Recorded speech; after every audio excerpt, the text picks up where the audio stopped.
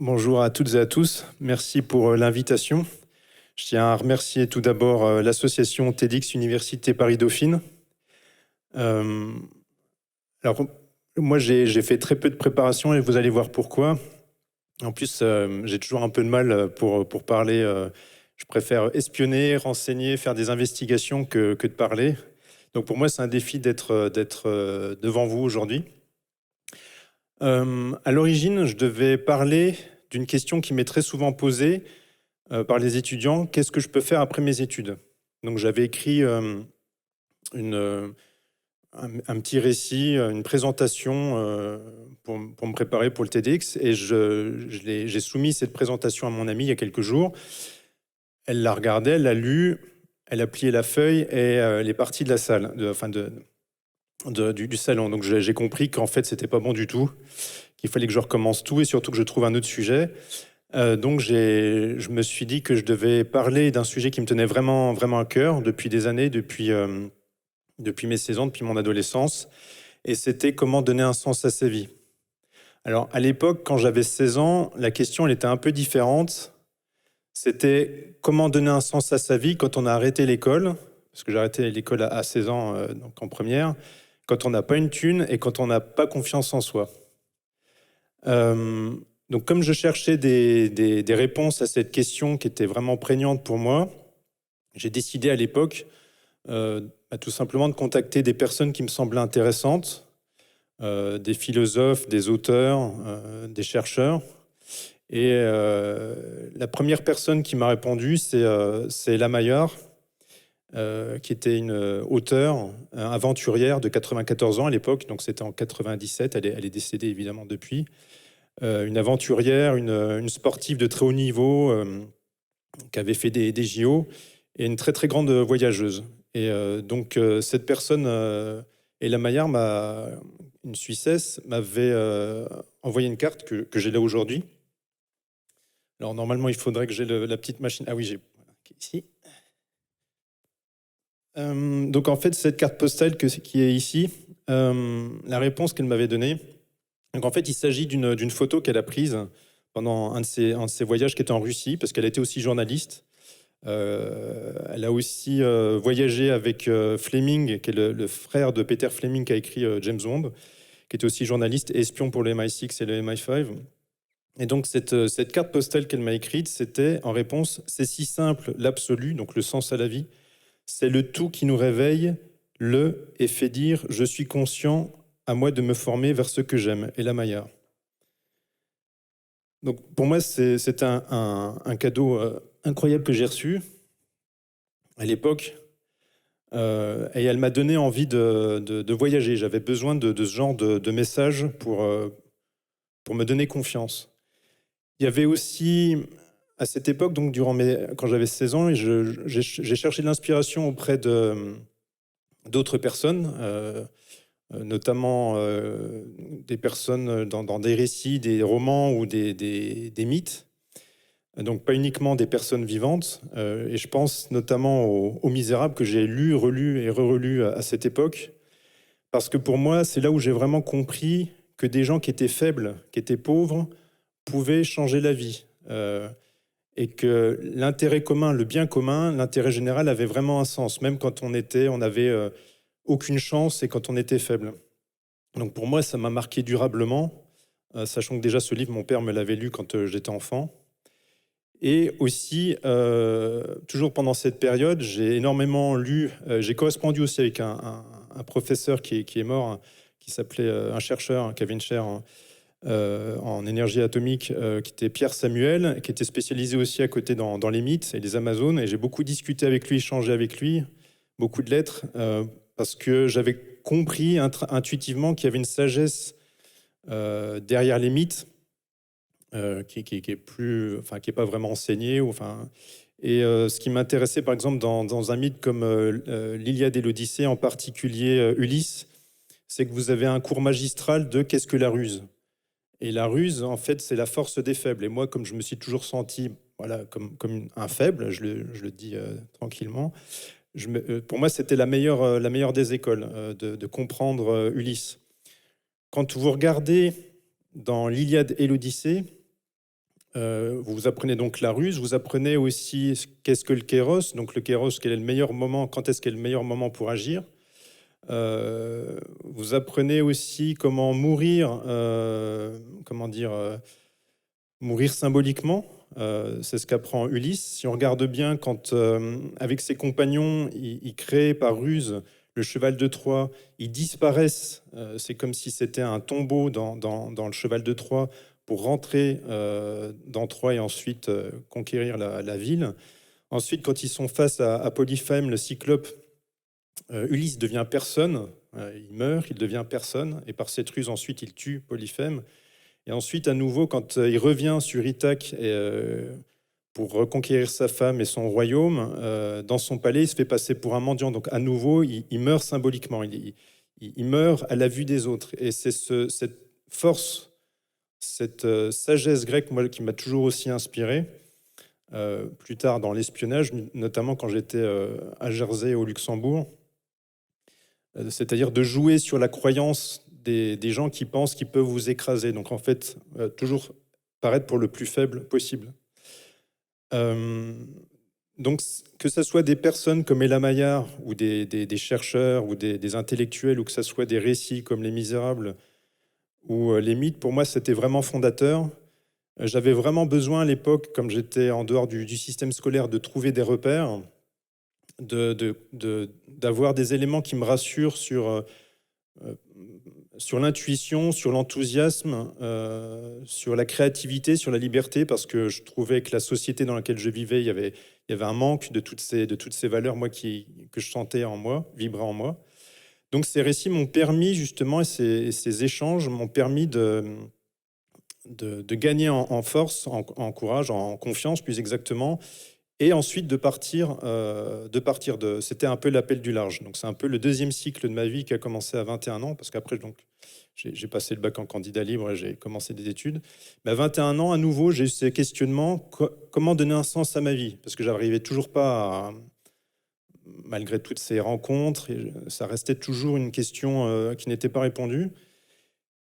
Et donc, j'ai décidé de partir, alors j'allais dire à l'étranger, mais non, je suis parti en Polynésie française, donc à l'autre bout de la planète. Et j'ai découvert complètement un autre peuple. Alors on pense toujours la Polynésie, Tahiti, les Vainés, etc. Ça, c'est une chose. Et en fait, en réalité, vous avez un peuple, vous avez une culture, la culture maori, qui a une compréhension de la nature qui est au-delà de ce qu'on peut imaginer. Donc en fait, moi je suis parti à l'origine parce que la petite amie de l'époque que j'avais, son père, qui était métropolitain, avait une ferme, avait des parts dans une ferme perlière sur un atoll.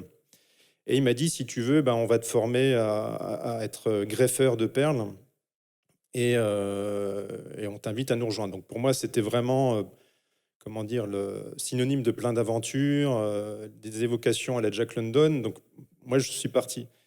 Et très rapidement, et c'est un petit peu quelque part quelque chose de récurrent chez moi, il faut croire que c'est un de mes sens à ma vie. Je me suis rendu compte que le père de mon ami, en fait, escroquait, détournait de l'argent de la ferme perlière de son associé qui était maori, et il le prenait pour un idiot. Et donc un jour, moi je suis allé voir l'associé maori et je lui ai dit, écoute, voilà, je t'explique les comptes, enfin je t'explique, non, je te montre plus exactement les fraudes. Et j'ai permis aux Maoris de récupérer la totalité de sa ferme. Voilà. Donc c'était déjà à l'époque, donc en 2001, je commençais déjà, je dirais, à emmerder un peu le monde.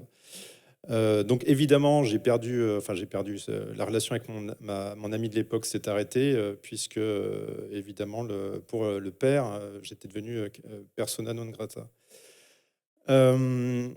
Ensuite, beaucoup plus tard, alors il faut savoir aussi que j'ai gardé beaucoup d'amis, donc c'est il y a très longtemps, mais j'ai gardé beaucoup d'amis de la Polynésie, en particulier du monde indépendantiste, parce que je comprends ce mouvement et j'y adhère en partie. Donc après, je suis rentré en France, enfin en métropole, et j'avais toujours ce questionnement qui était de plus en plus vibrant, comment donner un sens à ma vie. Donc j'ai fait juste une petite formation en hôtellerie de luxe pour servir dans les hôtels de luxe. Et je suis parti assez rapidement ensuite en Angleterre. Et en Angleterre, j'ai rencontré une femme qui m'a dit un jour, qui est avocate, est-ce que ça t'intéresserait de travailler à Jersey? C'est un paradis fiscal. Alors moi, je ne savais absolument pas ce qu'était un paradis fiscal. C'était très, très vague, surtout à l'époque. Les paradis fiscaux, il y avait très peu de choses, de documentaires, d'informations, de livres à ce sujet, en 2007, avant la crise des subprimes. Moi, j'ai dit tout de suite oui, sachant que, évidemment, je n'avais aucune expérience dans la finance ou en économie. Et intuitivement, j'ai senti que le monde de l'aventure allait s'ouvrir à moi. Je ne savais pas ce qui allait se passer, mais j'ai fait confiance à mon intuition. Donc j'ai trouvé un travail grâce au réseau de cet ami, entre autres, dans le plus gros cabinet d'avocats de Lille, qui à l'époque qui s'appelait Mourant, et maintenant qui est Mourant du Feu et Jeune, pardon, Mourant et Ozanne. Et donc les gens, là, c'était le bon côté du monde à l'anglo-saxonne, c'est-à-dire ils vous forment. Donc ils vous forment sur les dossiers. Donc très vite, je suis rentré dans un monde que je ne connaissais absolument pas, mais comme j'étais passionné pour comprendre ce qui se passait, j'ai appris très très rapidement. Et j'ai vu que j'étais dans le sein des seins de la finance. Donc après quelques mois, j'ai décidé de réaliser un rêve que j'avais, c'était de travailler avec la DGSE. C'était quelque chose que justement que j'avais visualisé des années auparavant avec mon frère quand je faisais ma formation pour travailler dans l'hôtellerie de luxe, où j'étais allé devant les locaux de la DGSE boulevard Mortier. J'avais dit à mon frère qui m'avait pris en photo, un jour je travaillerai avec eux. Et donc j'ai senti que j'avais cette opportunité-là, vu tous les dossiers que je voyais passer devant moi en permanence, de les contacter. Et donc ça a commencé en 2007, et donc sans rentrer trop dans les détails, puisque de toute façon j'en parle dans mon livre Là où est l'argent. J'ai travaillé avec eux pendant 5 ans, donc déjà à Jersey. Ensuite, quand j'ai été muté au Luxembourg, j'ai continué de travailler avec eux quand j'étais au Luxembourg. Alors en fait, si on regarde bien, pendant cette période, en fait, c'est le sens de ma vie qui m'a amené à acquérir des savoir-faire, si on regarde bien. C'est-à-dire, j'avais aucun savoir-faire, je le répète, mais en économie, en gestion, en compta, en droit, puisque j'étais confronté énormément au droit des affaires anglais, anglo-saxon. Et puis j'ai appris aussi le monde ce qu'était que le monde du renseignement, de l'intelligence économique. Donc tout ça, en fait, tous ces savoir-faire sont venus uniquement parce que je cherchais en fait un sens à ma vie. Et le sens à ma vie, pour moi, à cette époque, c'était une mission, c'était servir les intérêts de la France. Jusqu'à ce que je me rende compte, c'est un cycle qui a duré quand même 5 ans, qu'il y a eu un aspect de désillusion, de me rendre compte qu'il y avait des dysfonctionnements assez graves, en tout cas à la DGSE, mais surtout au niveau des politiques. Et cette forme de désillusion et de déception était très importante et créative pour moi, puisqu'elle m'a fait... je me suis senti obligé de quitter tout simplement la finance et le renseignement pour revenir en France. Donc c'est un peu la fin d'un deuxième cycle. Donc là, à cette époque-là, j'ai 32 ans. C'est une période aussi où je me suis rendu compte, parce que c'est pas une période où j'ai énormément lu, mais c'est une période où j'ai eu beaucoup d'introspection. J'ai fait beaucoup d'introspection et où je me suis rendu compte que le sens à ma vie, il n'était pas extérieur à moi. À chaque fois, je courais après comme s'il était extérieur à moi. Et tout d'un coup, je réalisais qu'il était vraiment en moi. En fait, c'était dans ce que je faisais. Et bon, ça peut paraître tout bête, mais je m'en étais jamais rendu compte auparavant. Donc, j'ai décidé de revenir en France et de créer tout simplement les sujets, les projets que j'avais à cœur, sans passer par une entité comme l'État ou la DGSE, et en ne comptant, je ne vais pas dire que sur moi-même, mais que le désir vienne de moi. Voilà. C'est-à-dire que je ne cherchais plus... c'est peut-être la DGSE là, qui a coupé le... Je ne sais pas si on peut avoir de la lumière. Voilà. Je peux continuer. Voilà, très bien. C'est très bien, ça fait partie du show. Donc en fait, j'ai décidé de revenir en France pour réaliser les projets que j'avais à cœur sans passer par des entités extérieures comme l'État, la DGSE ou autre chose. Et donc j'ai acheté une petite maison dans les Vosges parce que j'avais besoin de me mettre au vert, et j'ai commencé à faire du jardin. Je connaissais absolument pas le jardin. Et j'étais surpris d'avoir une facilité à jardiner, à faire du maraîchage, et un immense plaisir. Et un immense plaisir aussi à ne rien faire, ce qui n'est jamais, enfin, n'est pas vraiment, c'est un plaisir qui n'est pas vraiment appris dans notre société, parce que dans notre société, il faut toujours faire, être actif, etc. Donc ça a été un moment très important d'apprendre à ne rien faire. De vivre aussi en communauté, ça a été le début de la communauté pour moi, puisque mon père et mon frère m'ont rejoint. Donc on a fait du jardin ensemble, on a eu des poules, enfin on était presque en autarcie. Et puis j'ai voulu, en parallèle, mettre mon expérience, je dirais, de renseignement au service des salariés. Donc j'ai commencé à contacter des syndicats, des groupes de salariés qui subissaient des liquidations frauduleuses ou des détournements de biens sociaux de la part d'actionnaires ou de chefs d'entreprise. Et j'ai commencé à faire comment dire, des investigations pour ces groupes de salariés ou syndicats. Et ces investigations étaient ensuite utilisées dans les rapports des avocats qui attaquaient soit au TGI, donc au civil, ou soit au pénal pour demander des dommages et intérêts. Donc j'ai fait ça pendant des années jusqu'en 2016. Donc il y a eu aussi une communauté qui s'est développée avec des amis lanceurs d'alerte, économistes, syndicalistes, journalistes.